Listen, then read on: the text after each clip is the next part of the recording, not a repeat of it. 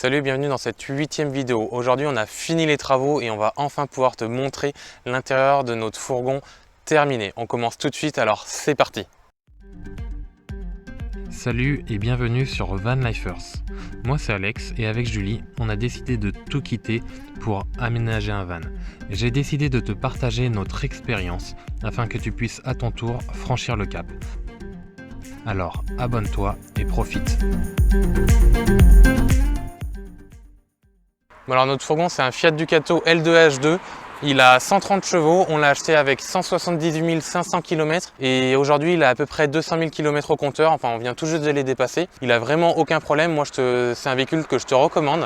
Si tu es intéressé d'avoir une vidéo dédiée au sujet de comment choisir son véhicule, je t'en ferai une, n'hésite pas à me le demander en commentaire. Mais bon, pour le moment c'est pas le sujet de la vidéo, je te montre tout de suite l'intérieur de la cabine avant, alors c'est parti. Bon alors à l'avant du véhicule, on n'a presque rien modifié, alors les seuls travaux qu'on a fait c'est qu'on a enlevé la cloison qui séparait à l'arrière, là c'était une tôle qu'on a supprimé et qu'on a remplacé par un rideau noir. Alors pourquoi on a choisi un rideau noir? Tout simplement pour que de l'extérieur, les gens ne puissent pas voir à l'intérieur et que ça ressemble au maximum à un fourgon traditionnel. Nous, c'était vraiment une volonté pendant nos travaux. On n'a pas mis de fenêtres standard de camping-car, on n'a pas mis d'équipement trop visible depuis l'extérieur, on n'a pas marqué en gros sur le camping-car que c'est un van aménagé, etc. On veut vraiment être le plus discret possible pour pouvoir se garer un peu partout en ville, etc. Alors après, ce camion de base, il est équipé d'une caméra de recul, c'est vachement pratique et si toi tu l'as pas dans ton véhicule, ça peut s'installer un supplément, mais vraiment je trouve ça indispensable. C'est parti, on passe à l'arrière. Bon alors sur l'arrière du véhicule, la première chose qu'on a installée, c'est cette échelle pour accéder au toit, tout simplement parce que là-haut on a notre panneau solaire qui est orientable et en plus de ça, ça permet de le nettoyer. Alors après, c'est vrai qu'on s'en sert pas tous les jours. Alors après, au niveau des portes, tu vois, on a mis du bois sur les portes,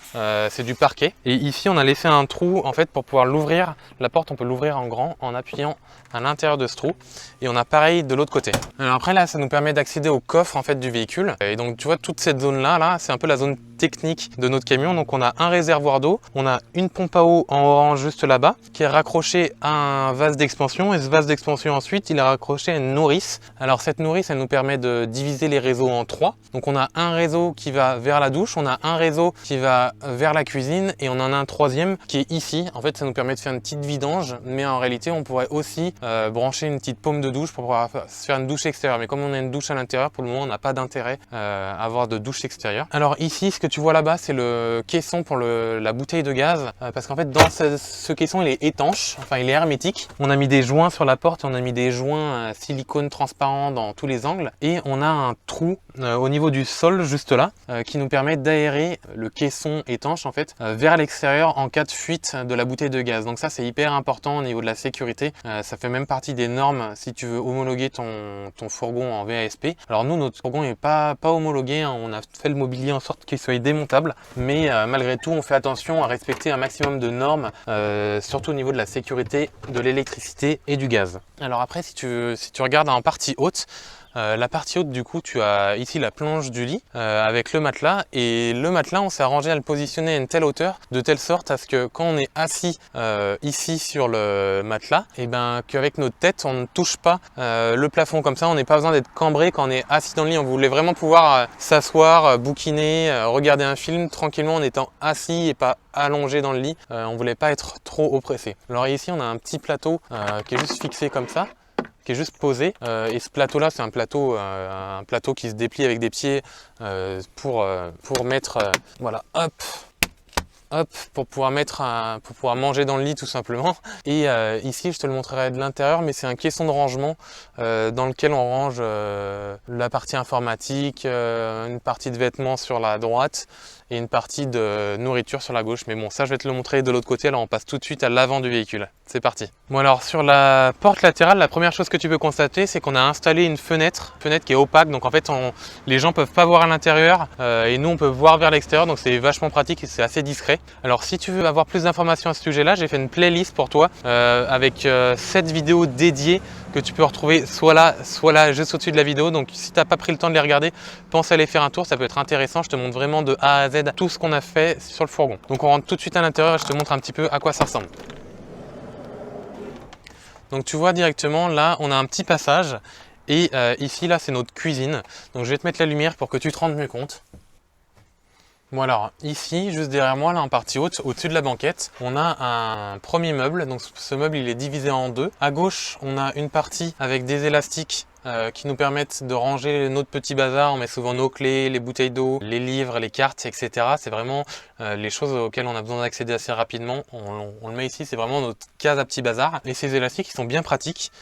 Tout simplement parce que ici, en fait, on l'avait pas prévu au départ, mais ici, nos élastiques, on peut tout simplement accrocher des torchons ou des serviettes qu'on va venir faire sécher, donc c'est vachement pratique. Alors après ici, derrière, on a notre batterie. Alors c'est une grosse batterie qui a du 12 volts et du 220 volts. Les petits boutons rouges que tu vois ici, c'est des petits boutons qui gèrent mon 12 volts, parce qu'au début, j'avais fait une installation électrique où quand j'allumais le 12 volts, j'allumais tous les appareillages en même temps, alors que maintenant, je les ai dissociés. Par exemple, celui-là, c'est pour ma pompe à eau, le deuxième pour mon frigo et le troisième, etc. Et du coup, c'est vachement pratique pour gérer un peu mieux ta consommation électrique et pas avoir tous les appareillages branchés en même temps. Ici, les petits voyants qu'on voit là, c'est pour voir en fait les LED. J'ai des petites LED sur ma batterie qui s'allument. Alors celle-ci, par exemple, quand j'ai mon panneau solaire qui est en route et qui recharge, j'ai un petit voyant bleu qui s'allume. Ça me fait une petite indication lumineuse pour me dire c'est bon, c'est en train de recharger, donc c'est plutôt pratique. Le deuxième, c'est quand j'ai mon 12 volts d'allumé, et le troisième ici, c'est pour mon 220 volts quand il est allumé ou il est éteint. J'ai un petit bouton, il suffit d'aller appuyer à l'intérieur et je peux l'allumer ou l'éteindre comme je veux, donc c'est vachement pratique.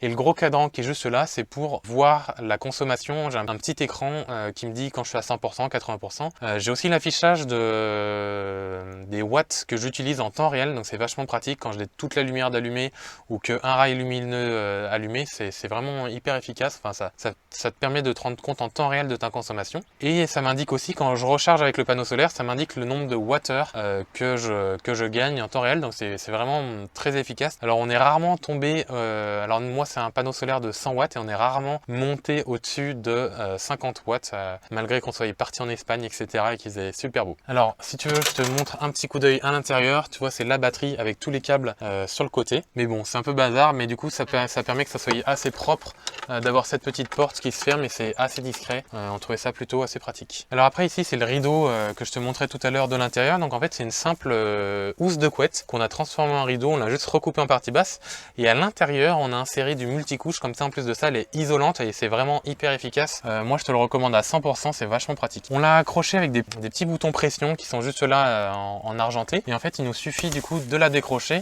pour pouvoir ouvrir le rideau pleinement en pleine journée et profiter du soleil. Donc voilà ce que ça donne une fois enlevé. Tu vois, tu as vraiment un accès super pratique pour le rideau. Ici c'est notre table, et cette table elle est vachement pratique parce qu'en fait elle est amovible. Tu vois, j'ai une petite molette qui est juste là et j'ai une autre molette qui est sous la table qui me permet de coulisser la table.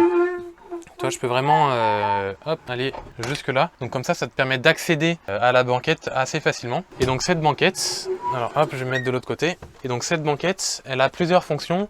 Donc tu vois, au dos de la banquette, on a des rangements, donc c'est vachement pratique parce qu'on peut ranger pas mal de choses et on gagne de la place, surtout quand c'est un espace tout petit, il faut vraiment optimiser l'espace. Et en dessous de cette banquette, on a deux compartiments, donc on a juste ici des rangements pour mettre des bouteilles d'eau, les sacs à dos, les chaussures, tout ça. Et de l'autre côté, on a un toilette sèche que je vais te montrer tout de suite. Bon, alors tu vois juste ici, là on a un gros caisson de rangement où on peut mettre vraiment pas mal de choses, sacs à dos, bouteilles d'eau, etc. Et juste là, du coup, c'est le toilette sèche avec un côté là où on a de la sciure, et là en fait c'est une poubelle qui va nous servir de toilette sèche dans laquelle on va venir mettre de la sciure après utilisation, et du coup en fait on referme le couvercle, comme ça on n'a aucun problème d'odeur. Et en plus de ça, sur la porte qui est juste là, j'ai aussi ajouté un joint qui permet d'avoir une étanchéité supplémentaire au cas où, mais franchement on est plutôt satisfait, c'est assez pratique, on n'a pas de problème d'odeur dans le camion. Non, tu vois, pour cette banquette, quand tu veux y accéder, il suffit de la bouger en tirant dessus.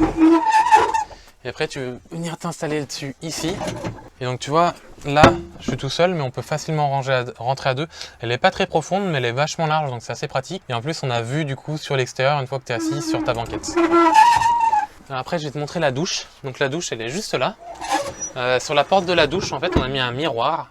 Comme ça, c'est plutôt sympa, on trouve ça joli et puis c'est vachement pratique. Donc tu vois, ici, là, j'ai un petit loquet qui me permet d'ouvrir la douche. Hop, je prends ça, j'ai la petite poignée. Et là, du coup, j'ai accès à ma douche qui est juste là. Et tu vois, moi, je fais 1m80. Bon, là, je touche le plafond quand je force un petit peu, mais il suffit que je me cambre un petit peu pour pouvoir accéder à ma douche. Et du coup, là, on a une autre petite pomme de douche qui est juste là, avec l'arrivée d'eau qui arrive là. Et ici, on a un support savon. Et en fait, la porte de la douche, elle fait pas toute la largeur du caisson, tout simplement parce que sinon, on pouvait pas l'ouvrir à fond par rapport à la largeur du couloir. Donc en fait, la porte de douche fait la largeur du couloir. Voilà, donc c'est assez simple. Regarde, hop, je m'enferme.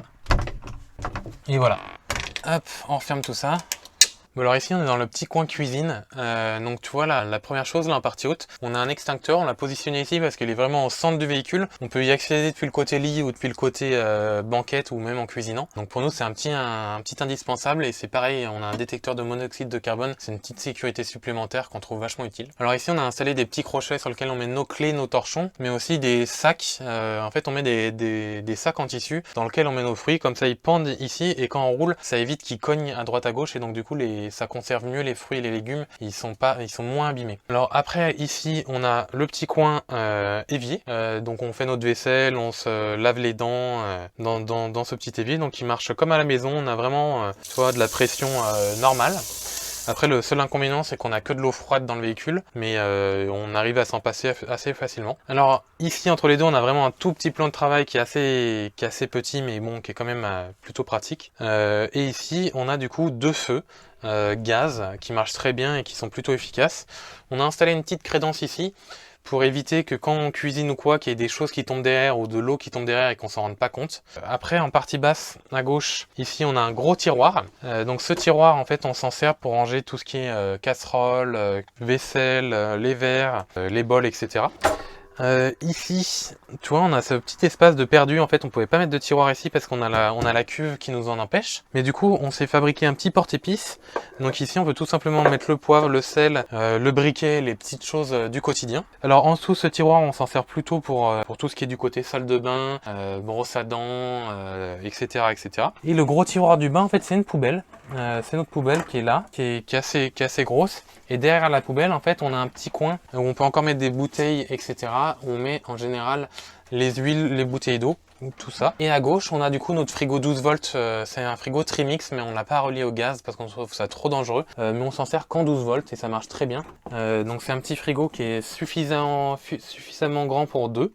Donc on branche soit sur la batterie que je t'ai montré tout à l'heure, soit on la branche sur la batterie, enfin sur l'allume-cigare à l'avant du véhicule, comme ça quand on roule ou quand on a l'arrêt, il fait toujours du froid. Alors après, si tu regardes un peu plus sur la gauche ici, on a du coup notre fenêtre avec vue sur l'extérieur et on a ces petits rideaux qui sont accrochés. Alors on les a accrochés avec des élastiques et c'est pareil, ces rideaux en fait c'était des têtes d'oreiller à la base dans lequel on a mis de l'isolant. Comme ça, et ben en fait on peut avoir de l'isolant, enfin on est isolé du froid et du chaud et en plus on est à l'abri des regards et ça obscure vraiment bien la nuit, on n'a pas de problème, on n'est pas réveillé par le soleil quoi. Bon alors tu vois là je suis du coup dans le lit et quand je suis accroupi, j'ai pas besoin de me cambrer pour rentrer dans le lit, je peux vraiment être à l'aise, je suis pas oppressé. Alors en partie basse, juste en dessous de moi, c'est nos caissons, c'est un peu notre dressing, c'est là où on range toutes nos affaires. Donc d'un côté, tu as des niches ouvertes où on met nos chaussures et ça nous sert aussi de petite échelle pour accéder au lit. Juste ici, j'ai nos molettes pour fermer ou ouvrir le gaz,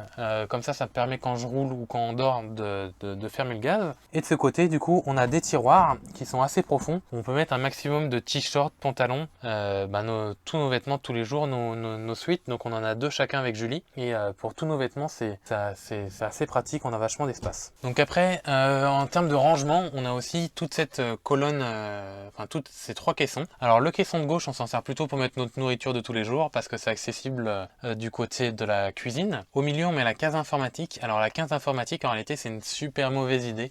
Tout simplement parce qu'on a eu la mauvaise expérience de se faire casser la vitre en Italie et on nous a tout volé, on nous a vraiment tout volé. Donc si tu veux, je te ferai une vidéo dédiée à ce sujet là, donc n'hésite pas à me le dire en commentaire. Ça t'intéresse que je te montre tout l'équipement que j'ai installé dans le camion pour pas que ça arrive à nouveau. On est vraiment bien équipé pour pas se faire voler. Et le troisième caisson qui est juste là, c'est plutôt pour nos caleçons, chaussettes, les choses auxquelles on accède dès le matin quand on se lève. Et du coup ce petit rebord là, en fait il me sert du coup à ce que les affaires elles tombent pas, mais je m'en sers aussi pour installer ma tablette. Alors moi c'est un ordinateur qui se transforme en tablette, mais je pense que c'est pas le seul modèle qui a un petit rebord comme ça sur le côté, tu vois, qui me permet de faire un pied pour l'écran. Et en fait ça je le fixe ici. Hop. Et du coup ça nous permet de nous faire un écran, ça nous fait un petit coin télé quand on est allongé dans le lit. C'est vachement pratique et c'est plutôt assez sympa. Alors tu vois dans le lit, je peux vraiment m'allonger de mur à mur. Alors en réalité moi je fais 1m80, Julie elle fait 1m72 donc c'est plus pratique pour elle, elle est vraiment confort dans le lit. Mais moi je fais 1m80 et là de mur à mur on a 1m78 donc il me manque 2 cm pour passer. Et c'est vrai que quand tu dors t'as tendance à allonger les pieds ou quoi. Donc c'est vrai au lieu de me mettre droit comme ça, je dors plutôt en diagonale comme ça. Et là, j'ai aucun problème pour rentrer et je suis assez à l'aise. Et puis, on dort vachement bien dans ce lit. C'est plutôt une bonne surprise. C'est que nous, on a un matelas et on a un tout petit matelas. C'est une petite matelas mousse qu'on a récupéré. Et par-dessus, on a rajouté un surmatelas à mémoire de forme. Donc, c'est assez confortable. On dort assez bien là-dedans. Et comme je t'expliquais tout à l'heure, tu vois, par rapport à la hauteur, tu vois là, quand je suis adossé au lit, je suis assez confortable. Je peux mettre mon écran devant moi pour regarder un film ou Netflix ou ce que tu veux, même mes vidéos sur YouTube, tu peux regarder tout ce que tu veux.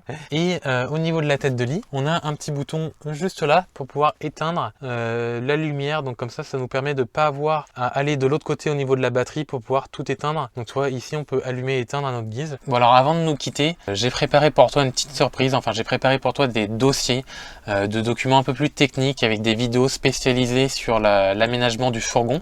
Ces documents et toutes ces informations, tu peux les retrouver en description. C'est totalement gratuit. Il suffit d'inscrire ton mail et tu recevras gratuitement des dossiers un peu plus techniques, notamment mon dossier de plan, une vidéo sur l'installation d'un lanterneau en 10 étapes. Je te parle aussi de l'électricité, de la plomberie et encore bien d'autres informations que tu retrouveras du coup en description de cette vidéo. J'espère que cette vidéo elle t'a plu, qu'on a pu te transmettre un peu de notre passion, parce que pour moi c'était vraiment un rêve de réaliser ce fourgon. Donc voilà, c'est un rêve qu'on a pu réaliser. On a fait un tour d'Europe avec ce fourgon qui s'est super bien passé et on commence déjà à réfléchir au prochain voyage.